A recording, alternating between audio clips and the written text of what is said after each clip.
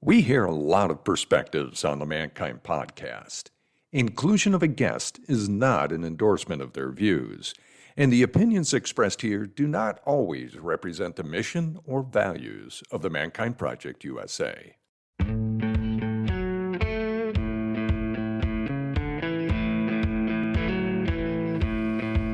Looks like the rain has gone.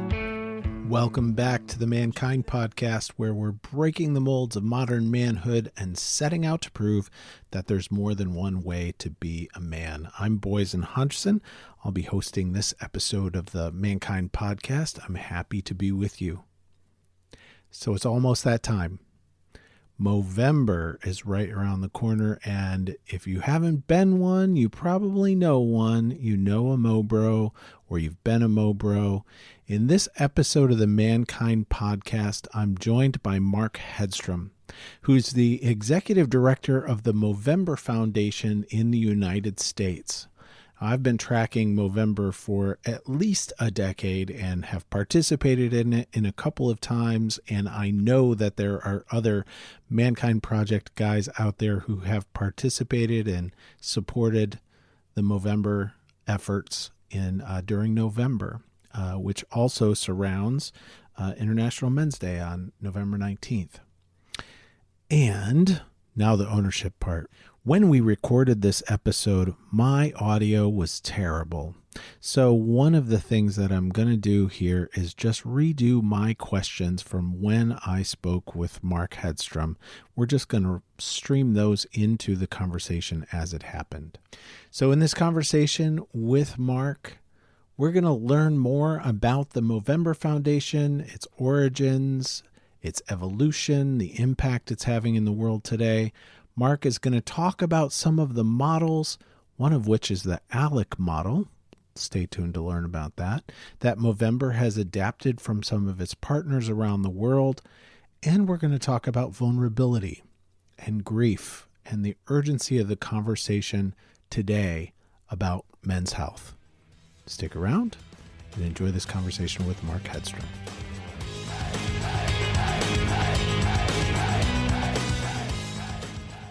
Mark, thank you very much for being here. Thank you, Boysen, for having me on. Excited for the conversation today. And quick thank you to you for being involved in Movember for a number of years. So really do appreciate that support. Absolutely. It is. So let's start there. So I know that many of the listeners for the Mankind Podcast will be familiar with Movember and kind of backstory. But why don't we start with a little bit of history about Movember that I don't have? Start with how did it get started and how it's grown over the years. Yeah, so we started as a foundation, actually just an idea, in Melbourne, Australia back in 2003. Two brothers and two of their friends wanted to have a mustache growing event. One of them had their birthday at the end of the month, and they decided to grow mustaches, and only a mustache for the 30 days of November at that time. And I think throughout that month, they got a lot of questions from people in their lives, like, why are you doing this? Why do you have an awkward mustache on your face 10 days in? And they didn't have a clear answer, but a few of them had been working in the breast cancer space, breast cancer awareness space in Australia, and started doing a little digging. And came around to, obviously, the challenges that face men with respect to prostate cancer. And there really was no conversation like there was in breast cancer about the risks that men face and what men can do with respect to being diagnosed with prostate cancer. So you fast forward from that conversation to 2004, they established the Movember campaign more formally. They started fundraising against that. And then in 2007 was probably the biggest movement in the foundation's history, which is we moved out into 19 other markets globally, including the US, Canada, the UK, and most of mainland Europe. And from there, we've gone from, it was a very just fun idea of men growing mustaches together to be a little bit competitive, have a little fun, to a serious conversation about men's health in the past, what is now, 17 years and coming on our 18th campaign with respect to men's health, as it's, a real challenge. And I think, as you guys have been talking about this, it's something that we look at too. So You go from 2003, a very small idea, to a global campaign in 20 countries in 2021. To date, we've raised about $800 million US globally, and we invest in prostate cancer, testicular cancer, and men and boys mental health and suicide prevention. That is $800 million worldwide. That is incredible. And starting with one idea, and what I have noticed, been amazed by, and been heartened by, is that you started kind of it seemed that Movember started kind of very focused on prostate cancer and testicular cancer, and now has really expanded. And the Movember Foundation is also supporting a whole lot of other projects out there. Can you talk more about some of the projects that the foundation is supporting?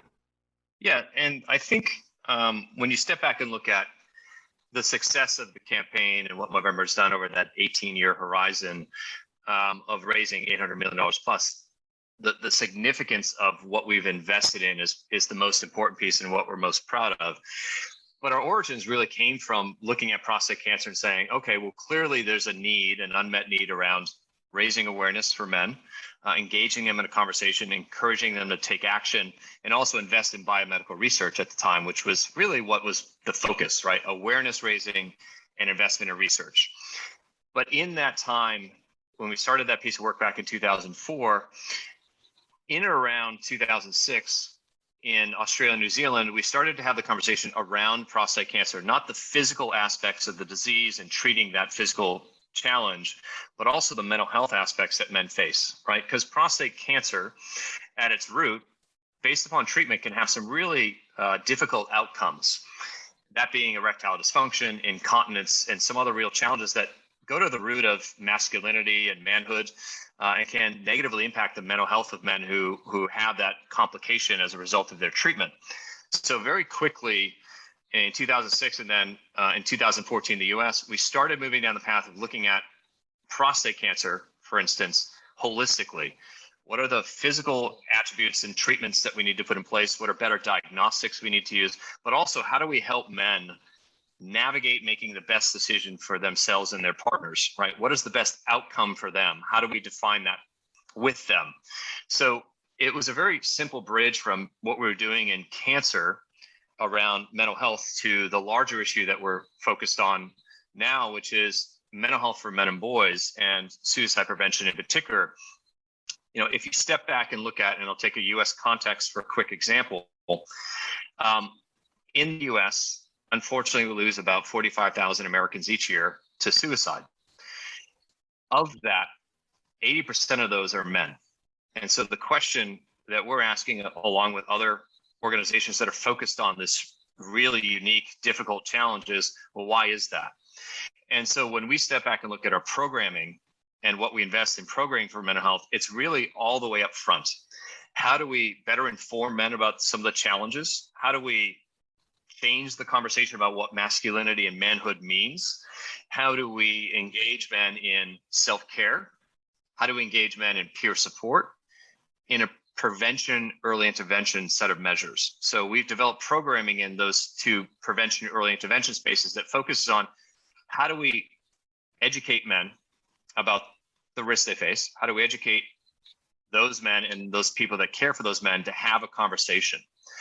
And then how do they continue to come back to that conversation? So if a man is going in a challenging direction, how can those that love him, support him, help him navigate through to a better outcome?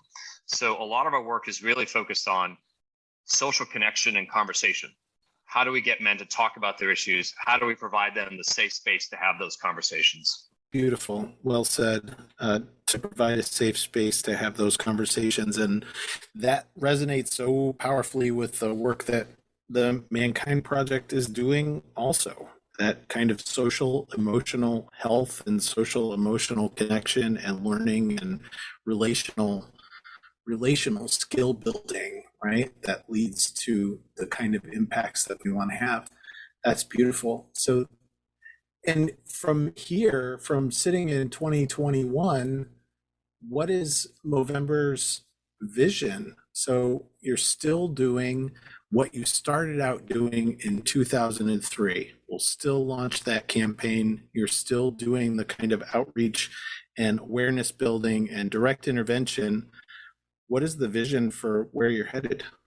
I think one of the things that we've come back around to in the last 4 years, and you would have seen this in terms of how we've been moving from balancing the fun and the serious side of Movember, right? We talk about it as the two sides of the mustache. So how do we keep that fun, engaging campaign that we run every year? But also, how do we start engaging in the conversation that needs to happen year round about men's health and about masculinity and about mental health, as an example? Because it doesn't just happen in Movember. Sure, that's a great time for us to really dig in and engage in the conversation, make it fun for people, but provide them resources that they can use in their own lives. So, Movember is a great opportunity to reconnect with your uncles, brothers, fathers, sons, and have a little fun with growing a mustache or moving together or hosting an event together, and use that as a social connection point, right? To reestablish or reconnect with folks or deepen a connection with someone.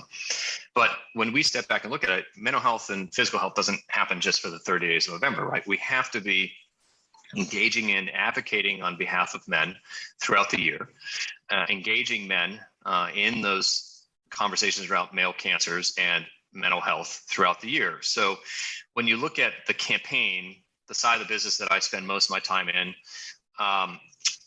we have moments in time like the coming campaign on November 1st, but also where else can we be engaging? So, focusing on Father's Day as an example, because we know that knowledge sharing between generations, whether that be knowledge sharing with, daughters or sons, is important. How do we help men do that? How do we find that opportunity within Father's Day to use that as a point to have a conversation with men?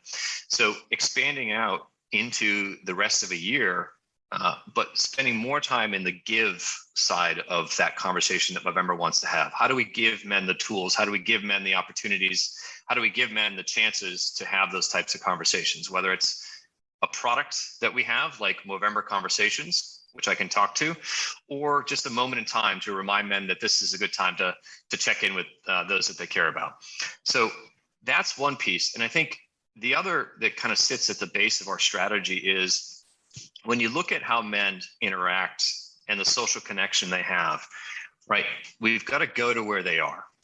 And that can be a community of men. So Black men with prostate cancer, which is a big focus for the foundation. How do we help engage that population of Black men that are 2.5 times at greater risk for developing prostate cancer in their lifetime than the average population? How do we go to that community where they are in a place where they feel that they can have an open, honest conversation? Is that at the local church? Is it at the community center? Is it at the Black barbershop? And then you look at the other side of where men are, which is those places and spaces in their life. So a first-time dad, right? How do I engage in a more positive parenting style with my son or daughter? How do I help them navigate through conversations? How do I help myself navigate through difficult conversations with a 4-year-old? All the way through to being in the workforce, right? Men spend a lot of time in their workplace. How do we engage them there? Men spend time in the university setting. How do we inform and influence their thinking about things like masculinity and social connection at an early stage in their lives? So 2 things is expanding out throughout the year, but also looking for those connection points with a specific community or connection point in a man's life that works. And what we found is when we've done that work, the conversation is deeper because the man or groups of men are more open to the conversation, more open to sharing.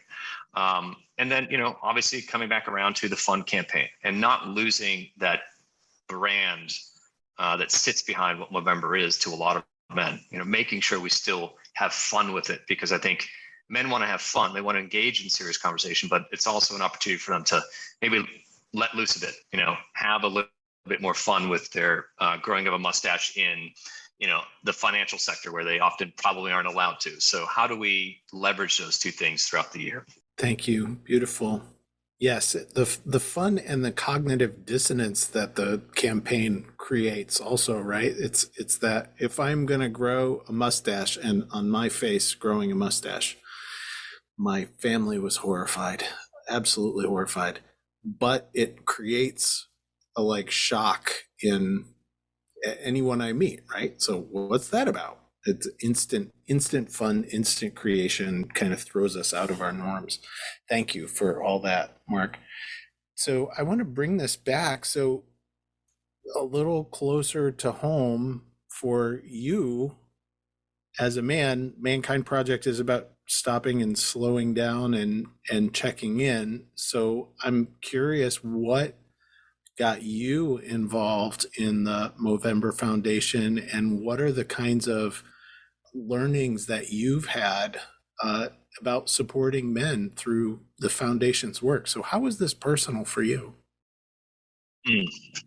There's a couple answers to that question, but I think the one I often refer back to is just understanding my relationship with my father and my brothers. Having grown up over the past 40 plus years with three other men in my life, and watching us all navigate what masculinity and success look like to my father versus how it looks to my brothers and myself.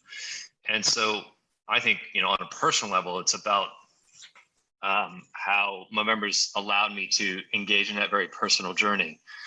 And I think through that process, it's really helped me then inform, my relationship with my father and my brothers, being more empathetic, not being so closed off, really pushing back on what I was raised in thinking that masculinity was all about, and sort of the rigid stoic structure it presented as in my family, through to how I reflect on that as I raise my son, and how making that connection between my father and my son, and making that connection between myself and my son, and how do I take what I've learned over a long period of time, and how Movember's really influenced my thinking on this, and listening to other men, to impact my relationship with my son. And hopefully, out the other end comes, a kind, compassionate, thoughtful, empathetic human being. And that very personal thing for me is when I first showed up in the doors of Movember, almost 10 years ago, I wasn't thinking in those terms. And it's dramatically changed in that time, and as our family grew. Thank you. Yeah, that's beautiful. And I get really inspired seeing those kinds of transformations also, where it's like, wow, what I was taught, how I was programmed, what my dad taught me.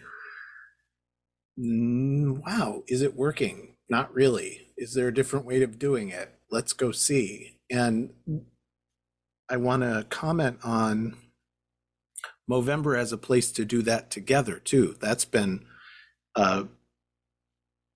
transformative for me, is recognizing I don't have to do this kind of journey alone. So thank you to, Mankind Project. Thank you to Movember for creating those kinds of spaces where we recognize we don't have to be in that conversation by ourselves. Yeah, I think the one thing I just know anecdotally, and we'll obviously look at this from a research lens as well. And, as we design programs, we're focused on evidence. So evidence-based approaches to prevention or intervention. But the one thing I keep coming back to just anecdotally, in my 10 years of being with the foundation, is the community of men and women and others that support men in their lives.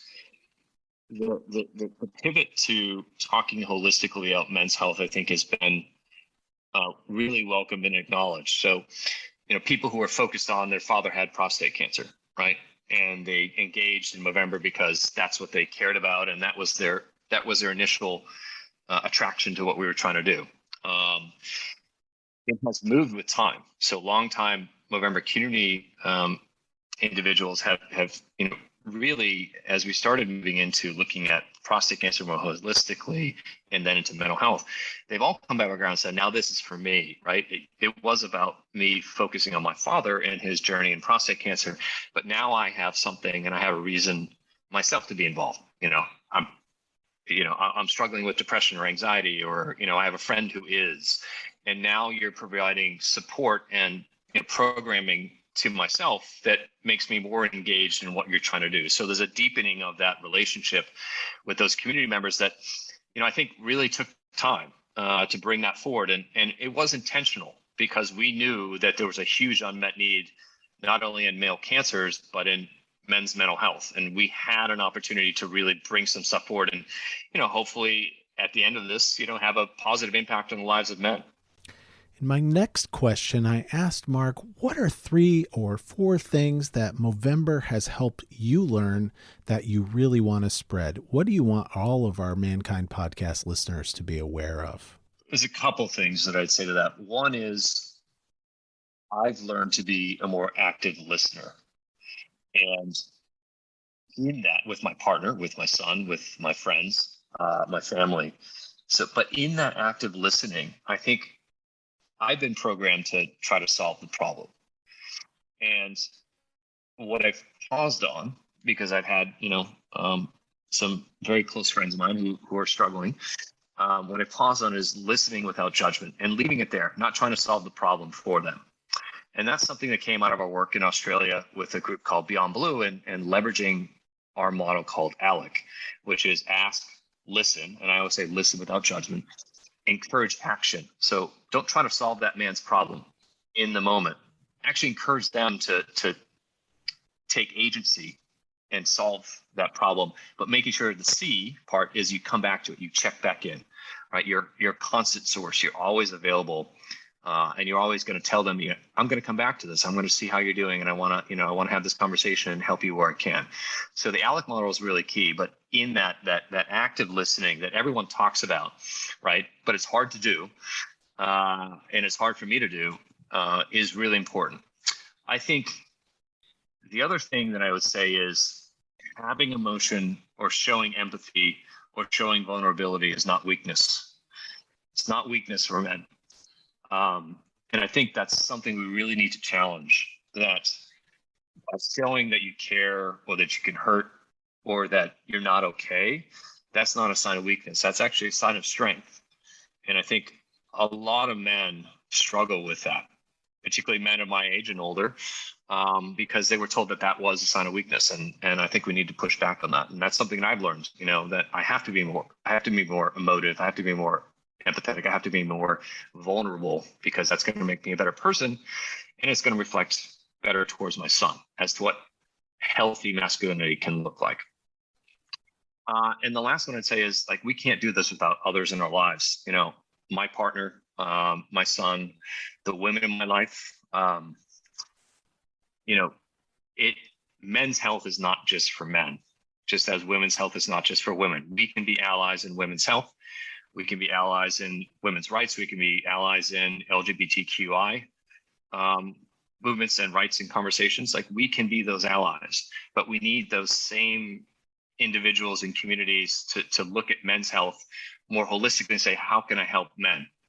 Like, how can we move forward together to solve what may be different issues, but be there to help bring stuff forward? So I think allyship and this concept that's moving through, a lot of conversations in diversity, equity, and inclusion. How do we build that together? How do we look at a men's health issue, right, around things like the suicide rate amongst men and say, that's actually a societal problem. How do we help men? And then you look at what's happening with women's reproductive rights or LGBTQ rights. How do we become better allies as men for those women and for those that identify differently? If you're enjoying the Mankind podcast, how about taking another step? This one takes some courage, and you've got it.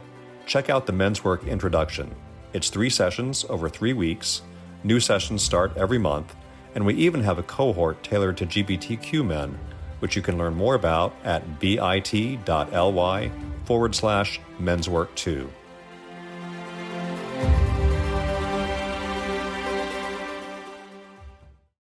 I loved that answer. And there it is, the ALEC model that he brought forward. So the idea of ask, listen without judgment, encourage actions, and check back in. Then I spoke with Mark about the pandemic. And here we are in 2021.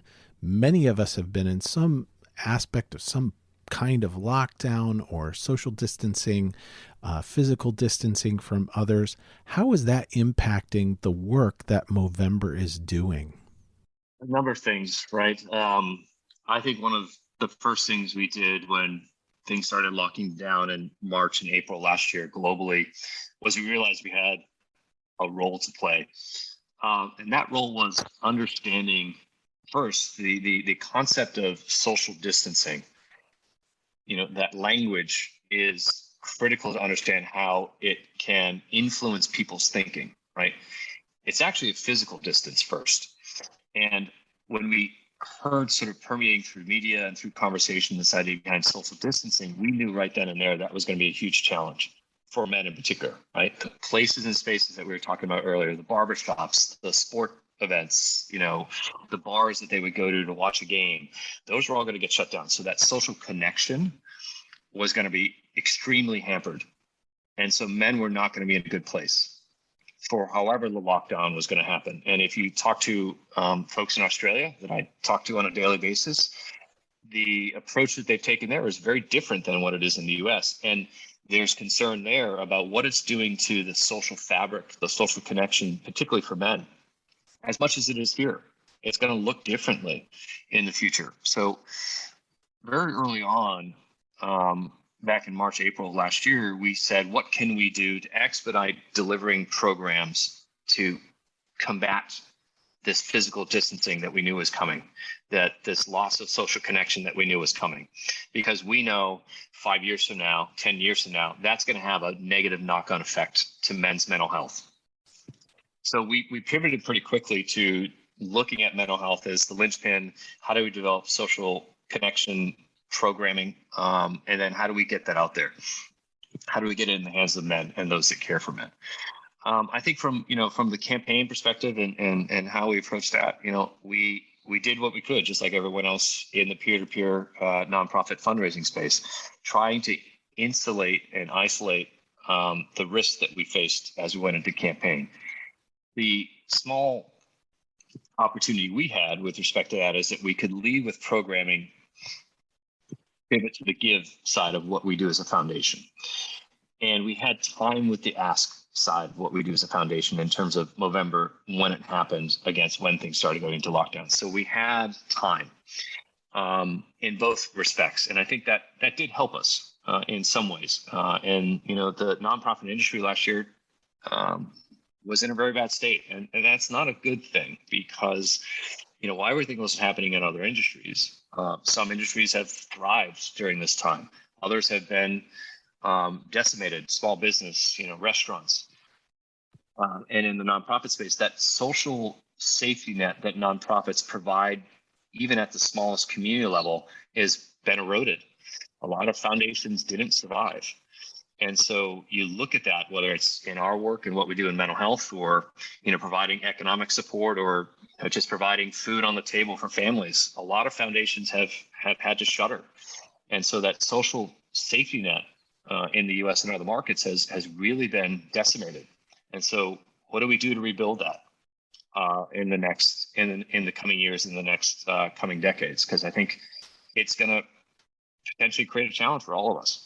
Thank you for that, Mark. Something that we have noticed in the Mankind Project, because we're primarily a face-to-face organization, peer facilitated, face-to-face support groups for men, face-to-face training experiences for men.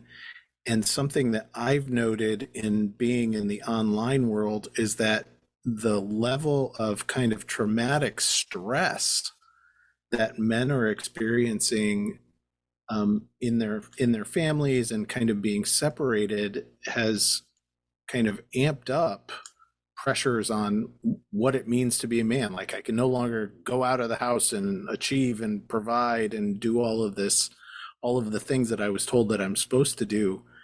how has that affected Movember, seeing men physically distanced from each other and isolated in their own homes a lot of the time?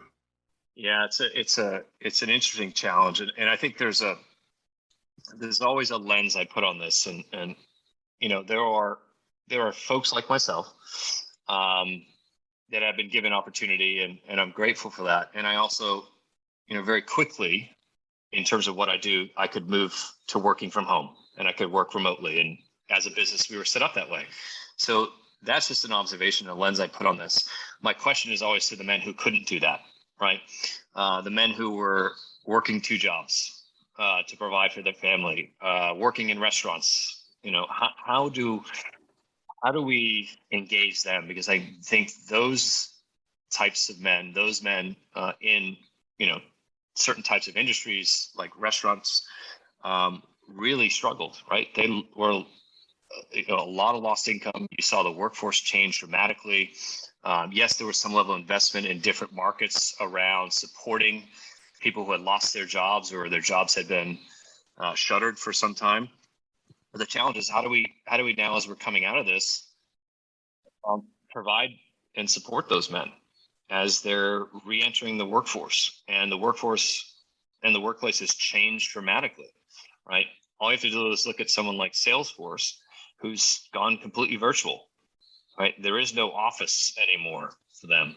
So how do you find those workplaces, as we talked about earlier, where men are congregating to provide support? How do you support those men that have left the workforce but want to re-enter it? It's a huge challenge, and admittedly, Movember only plays a part of that role. We focus on prevention, early intervention, and social connection and conversation amongst men to provide a backbone to have more detailed conversation about struggles at work, struggles in the family. So who are other partners that we can be working with, like yourselves, moving forward to really re-engage men? Because there are a lot of men who are still hurting and they're not back to where they were pre-pandemic. And that's going to create a lot of challenges if we don't focus on it and work together to figure out how do we move forward and solve that problem. Thank you. Beautifully said. And that moves me, watching our time, that moves me kind of into my next space. So when I think about the last 2 years and my experience and what I've witnessed in our community in the Mankind Project, I now know half a dozen men who have died from COVID, men who I knew, men who I had been in meetings with. And I think that there is a necessity for us as a culture, and let's see if you agree with this, to kind of do collective grief. And I'm wondering, this might push your edge, but I know that I've been grieving these kinds of losses and these kinds of changes. So what has you grieving these days in the world that you're living in? Yeah, thank you for that question. It's an emotional one for me. I haven't, as much been impacted directly by loss due to COVID. But you can't look at 700,000 American lives lost and not think I know someone a degree of separation that has experienced that, and you can't replace that. And I think, whatever your leanings are with respect to the disease and the rollout of vaccines, like we have to reflect on those 700,000 lives and understand that's someone's mother, father, aunt, uncle, son, right? And there's a collective grieving that I don't think has happened here yet. And that's not even including the people who are going to be suffering with long haul COVID symptoms. How are we going to care for those people? Is my question. So it's not something I think as a nation really come back around to, right? For you, it's very personal because these are individuals you knew. But we collectively as a nation, I don't think have really figured out how to grieve, because there's a lot of noise in what's happened in the last 2 years and a lot of confusion about what actually happened. But there's 700,000 lives that have been lost to this. So how do we grieve for them? on a personal level, I lost my mother to ovarian cancer 3 weeks ago. So I'm grieving differently. And, I'm reflecting on, back to my point, how they raised me as a man. What I've learned from her as, it takes a whole host of people to, I'm sorry, and I get emotional about this. It's hard not to, so close to the event.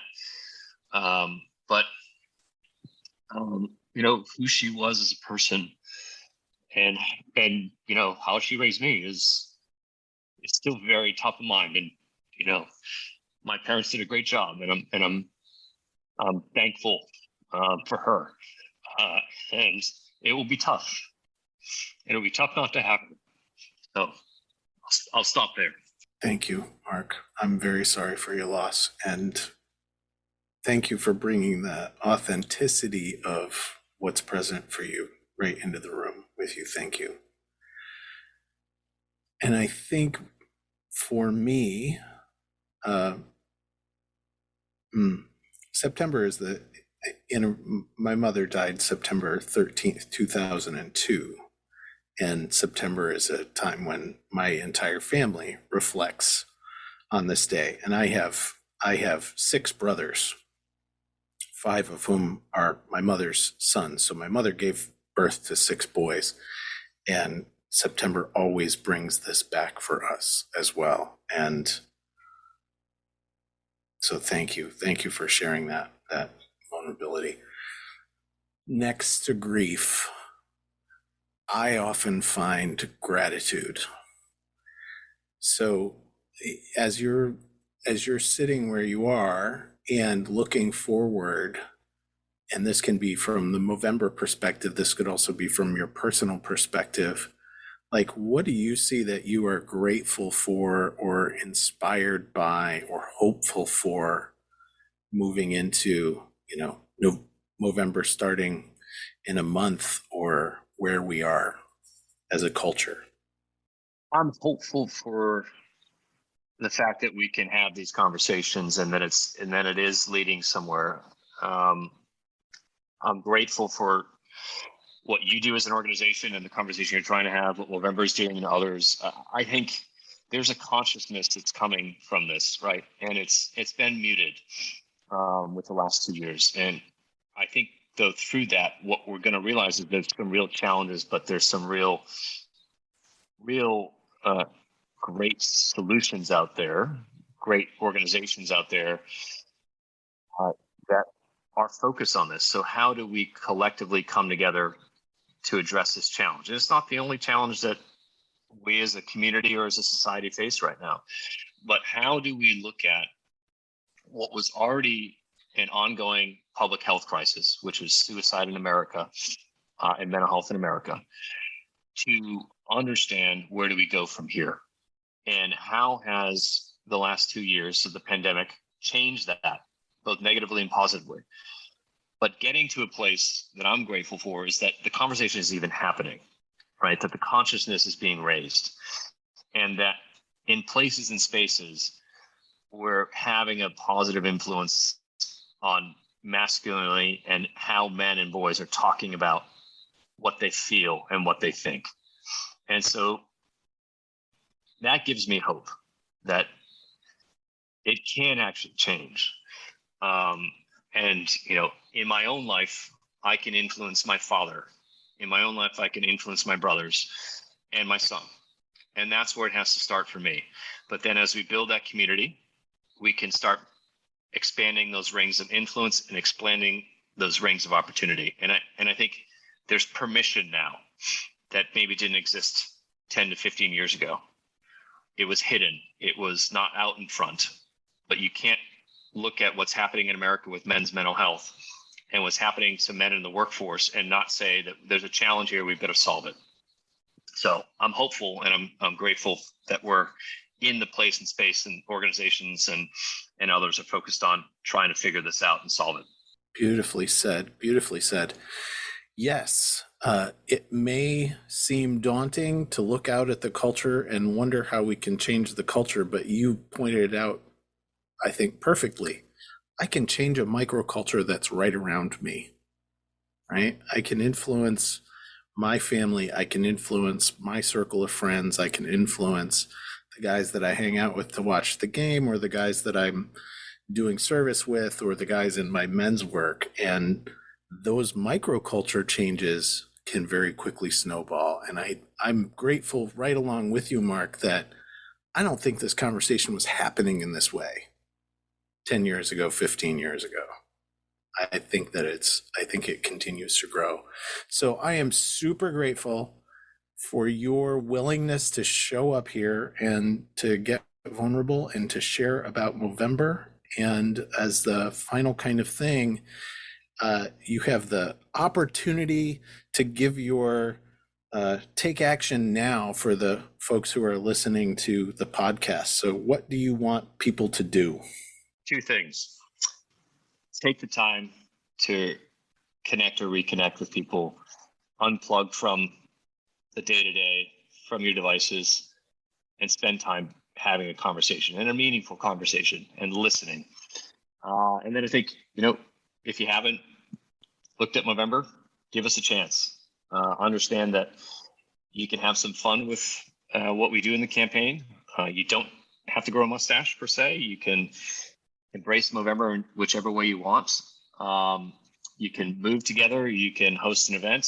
But come back around to taking a look at Movember.com and understanding what the campaign is and the fun side of what we do, but also spending some time on the website, understanding the work we're trying to do and where we can support you and your community. Those would be the two things I would say.